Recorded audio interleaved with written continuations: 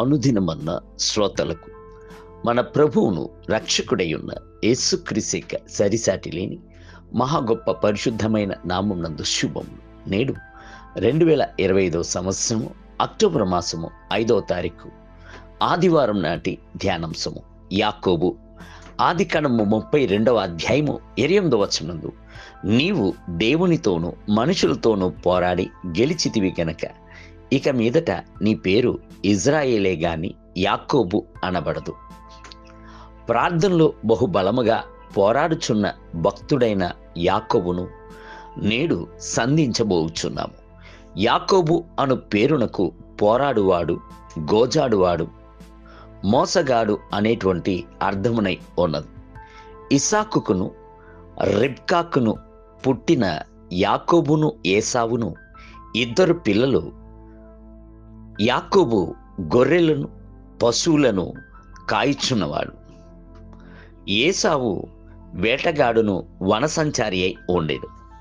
యాకోబునకు ఎల్లప్పుడూ ప్రభువు పైనను ఆయన యొక్క ఆశీర్వాదముల పైనను దప్పిక కలిగి ఉండేడు. జ్యేష్ఠత్వపు హక్కును ఎలాగైనను తనకు సొంతము చేసుకొనవలను అను వాంఛ అనునది తన సహోదరుని యొక్క నిర్లక్ష్యము చేతను ఎర్రటి కూరను ఇచ్చి దానికి బదులుగా జ్యేష్ఠత్వపు హక్కును పొందుకొనెను. తన తండ్రి అయిన ఇస్సాకు బహువృద్ధుడైనందున కంటి చూపు కనబడకపోవుటను ఉపయోగించుకుని ఏసావుగా నటించి తండ్రి యొక్క ఆశీర్వాదమును పొందుకొనెను. తన మామయ్య అయిన లాబాను చేత పలుసార్లు కూలి మార్చినను పలు విధముల యందు తన యొక్క మందను అభివృద్ధి పరుచుకునేను. అంత మాత్రమే గాక రాత్రి అంతయు ప్రభువుతో పోరాడి, నీవు నన్ను ఆశీర్వదించితేనే గాని నిన్ను వెళ్ళనివ్వను అని ప్రార్థించి ప్రభు యొక్క ఆశీర్వాదం పొందుకొని ఇజ్రాయేలుగా మారాను.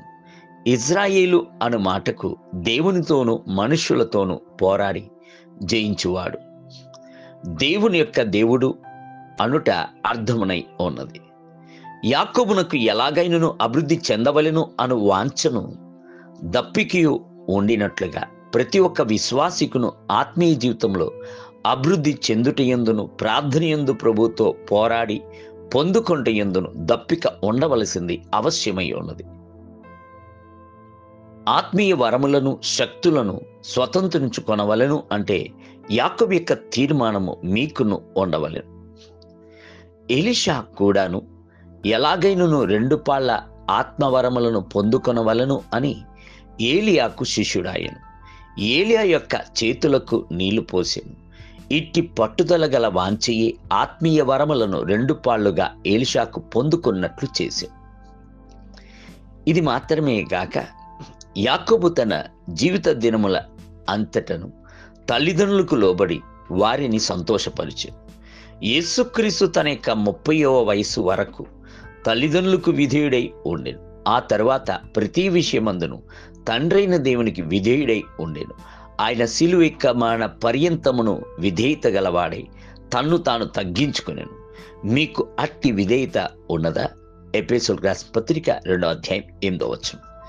యాకోబు తల్లిదండ్రులకు విధేయుడై వెళ్ళుట చేతనే ప్రభువు దాన్ని చూచి యాకోబునకు దర్శనమిచ్చాను. దేవుని బిడ్డలారా, మీ యొక్క జీవితం నందు కూడాను ప్రభువునకును దైవ సేవకులకును విధేయత కలిగి ఉన్నప్పుడు ప్రభువు మీకు కలలను, దర్శనములను, ప్రత్యక్షతలను అనుగ్రహించును.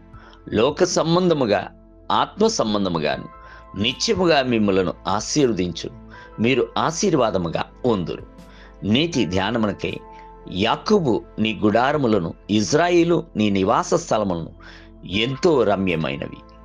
సంఖ్యాకాండము 24వ అధ్యాయము 5వ వచనం. నేటి వేద పఠనము ఉదయము యెషయా గ్రంథము 23, 24 మరియు 25 అధ్యాయములు. సాయంత్రము ఫిలిప్పీయులకు రాసిన పత్రిక 1వ అధ్యాయం. ప్రభు ఈ పునరుద్ధానమునందు మిమ్ములను ధారాళముగా దీవించునుగాక. ఆమేన్.